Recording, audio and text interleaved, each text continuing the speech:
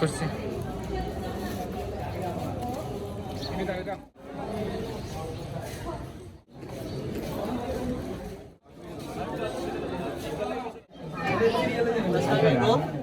সরমরগ দেখা দেবেন, বাদ দেবেন, সমস্যা না। ইয়ে দেখাই, ইয়ে দেখাই, ইয়ে দেখাই।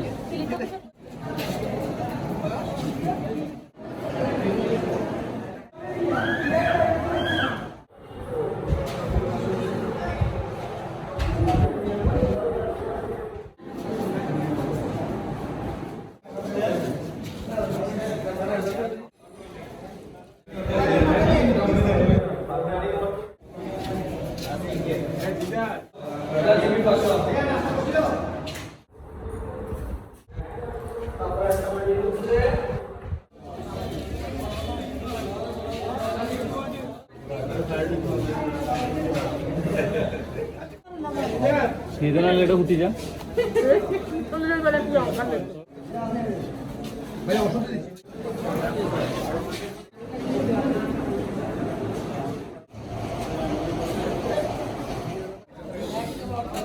জানাচ্ছি যারা 97 বেদ আজকে এখানে করাতে যারা 97 বেদ ছিলেন, তারা যে আন্তরিক প্রতিষ্ঠায় এই আয়োজনটা করেছেন তাদের জন্য তাদেরকে আন্তরিক ধন্যবাদ। পাশাপাশি আমি ধন্যবাদ জানাচ্ছি আমাদের পারভীন হসপিটালের MD doctor ATM Rezaul Karim স্যারের প্রতি, কারণ উনি না চাইলে আমরা করতে পারতাম না। রাজধানী একটা প্রস্তাব দিছে যে এখানে আমরা একটা প্রোগ্রাম করতে যাচ্ছি স্যার, সাথে সাথে আমার স্যার কিন্তু রাজি হয়ে গেছে এবং আমরা সবাই কিন্তু একটা টিম এখানে চলে এসেছি। আমি আবারও বলছি, আমরা বিভিন্ন জায়গায় কিন্তু আমরা ক্যাম্প করেছি। আমাদের প্রথম ছিল ত্রাণ বিতরণ করা, সেকেন্ড টাইম আমরা হচ্ছে ফ্রি ক্যাম্প, তারপর আমরা হচ্ছে পুনর্বাসন আমাদের একটা রিপোর্টিং টিম তৈরি হয়ে গেছে। আমরা প্রায় 15 জনকে আমরা পুনর্বাসন করবো ইনশাল্লাহ।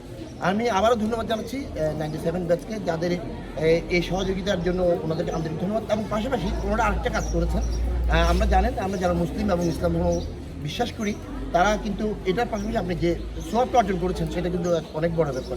সোয়াব কিন্তু সহজে পাওয়া যায় না, আপনি কাজ করবেন পাশাপাশি সোয়াব নেবেন, দুটোটা কিন্তু অ্যাড হয়ে গেছে। সেই জন্য সবাইকে ধন্যবাদ। বন্ধুপ্রতিম সংগঠন 97 বেসের উদ্যোগে করাড় ইউনিয়নের আজকের এই বন্যা কবলিত অঞ্চল আমাদের বীরেশ্বরের 1 নং করাড় ইউনিয়ন।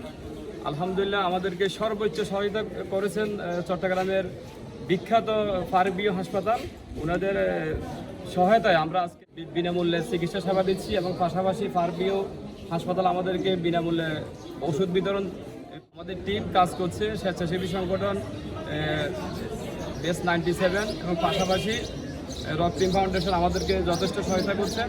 আমি কৃতজ্ঞতা প্রকাশ করছি ফারুকীয় চট্টগ্রাম হাসপাতালের প্রতি আমাদের বেস 97-এর পক্ষ থেকে।